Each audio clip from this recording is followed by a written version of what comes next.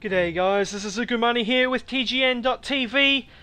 Welcome back to part 2 of a 3-part series on Fall of the Lantern's Hook here in Rift. Now we've just killed the first boss and we're heading on down to this little quest guy down here. Bunch of Guardians, always up to mischief, aren't they? Look at them. Even when the world is in peril, they're in here torturing Defiance. I just don't get it, I really don't. Anyway, we kill all these blokes and then we talk to the chick, and it sort of continues on the next event. You'll see the quest giver sort of spawn in as well, so that we're able to complete the quests. I like that feature, I really do. And then we shall continue on to the second boss, the Pyromancer.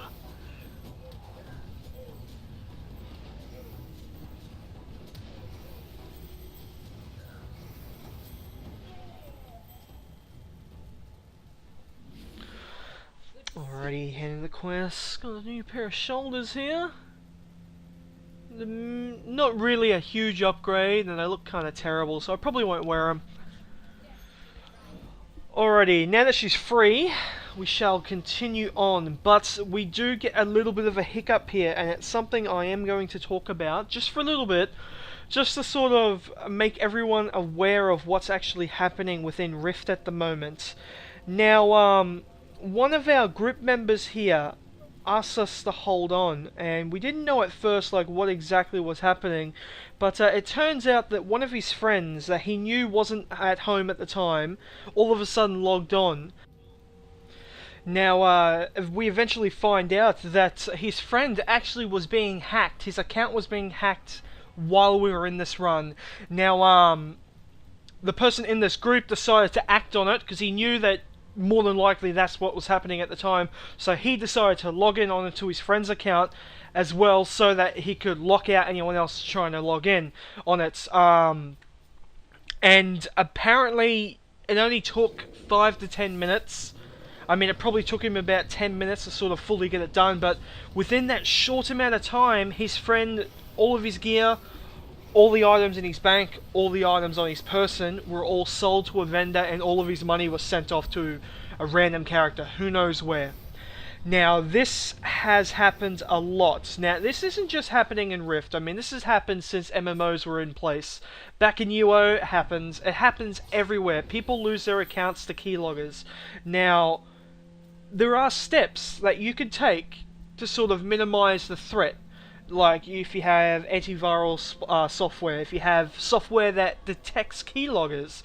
I mean, there are plenty of different softwares out there that can sort of help you battle against these keyloggers. I just thought I would bring it up. Since it happened in this group, it happened while we were doing this run, I thought I needed to bring it up just to sort of show you guys, just to be aware that, you know, you can't go to these internet cafes, you can't share your accounts with other people.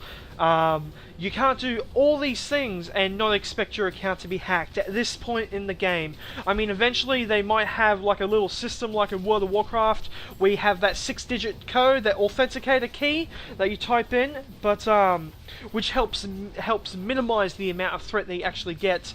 But until that happens, I mean, this is how it's going to be, and it's up to the individual person to sort of take it upon themselves and take the responsibility upon themselves to not allow themselves to get keylogged.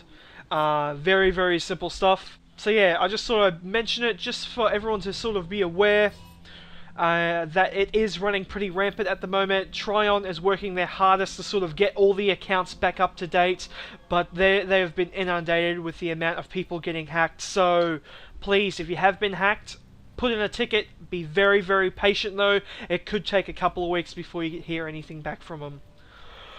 Alrighty, now that that's all out of the way, back to the dungeon. Now this room here is the Pyromancer's room, the second boss's room. Now there is a lot of trash in here. We don't CC whatsoever. We just pull him around the corner, being sure to line of sight him around this corner, and then we just AoE him down. As you can see, the arrows are falling.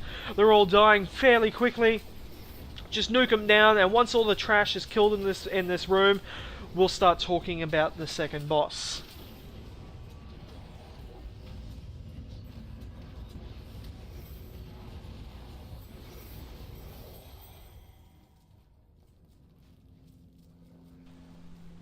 Now, I believe there are about 5 packs in this room, and as you saw him up on that ledge there, if the tank or anyone moves out too close towards him, even though he's all the way up there on that ledge, he'll still aggro and start the event. So be sure to clear the room and not aggro the boss, otherwise you're going to have a lot of trouble.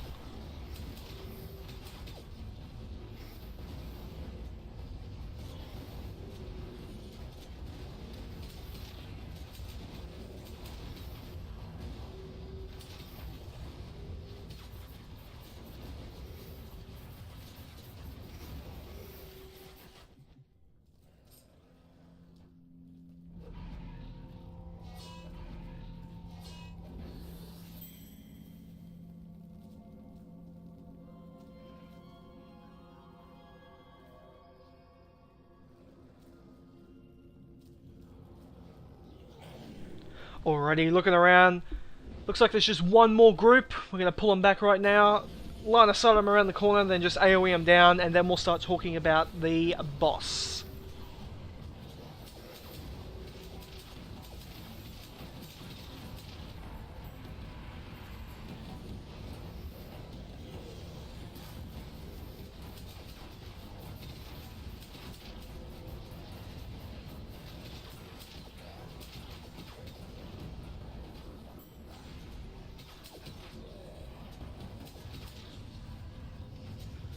Alrighty, they're almost all dead. Okay, time to talk about the Pyromancer. Now, first I'm going to talk about the sword. Ooh, it's so nice. I'm actually going to need it. I don't have an offhand for it, sadly. I wish I did, but I'll have to get an offhand now just to match up with that sword.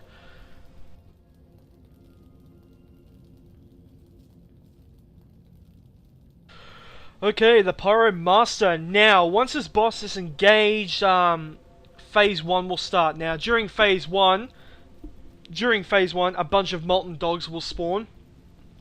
They will randomly run around and start attacking people. It is best to try and stay grouped up as best you can. But there is a lot of movement during this first phase, and even during the second phase. Now, what you're about to see here is, see that ring of fire on the ground? If you are standing in that, your healers are going to hate you so much. So be sure to move out of the fire as fast as possible. Okay, even myself there, I was too busy typing away to be able to move.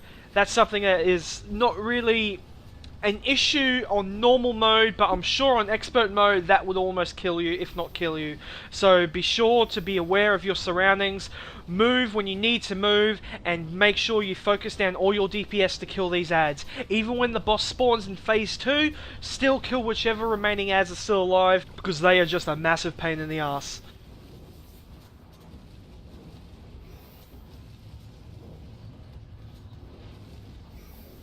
Alrighty, so focusing them down, there's going to be fire there, jumping out of the way.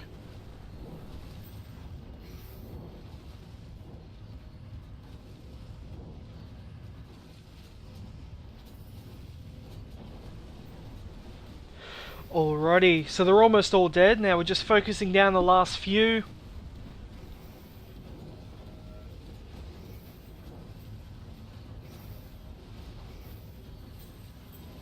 I'm going to say that after a certain amount of time, the boss actually comes down, just because we still had some dogs left up. Now, as you see, the boss is over there in the corner. If you have an interrupt, please use it on the boss every time it's off cooldown. Now, his abilities are, he does a very fast fireball. I mean, really, really fast, the cast time on it. He also does another ability called Cinder Burst. When that ability happens, it needs to be interrupted. There is no doubt about it. It does a massive amount of damage and will possibly kill people. So, just be aware of that. He teleports around the room, as you just saw. So when that happens, the tank needs to get over there ASAP, and DPS needs to just continue. Since our group is mainly ranged DPS, we're able to adjust and continue the added pressure of DPSing him down without sort of having to move around the room too much. Again, as always, fire pillars do spawn throughout the fight, so be sure to move out of them whenever they happen. He is about to blink here again. Teleport, I mean. There he goes. He teleports.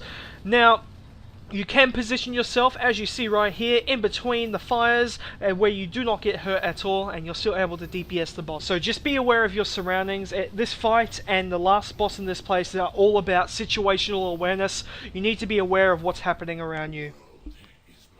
Alrighty, that is part 2 of a 3-part series here on Fall of the Lantern's Hook. Be sure to check back at youtube.com/tgnRIFT for all your Rift needs, including part 3 of my video. My name is Zukumani, thank you all for watching, and I'll see you all next time.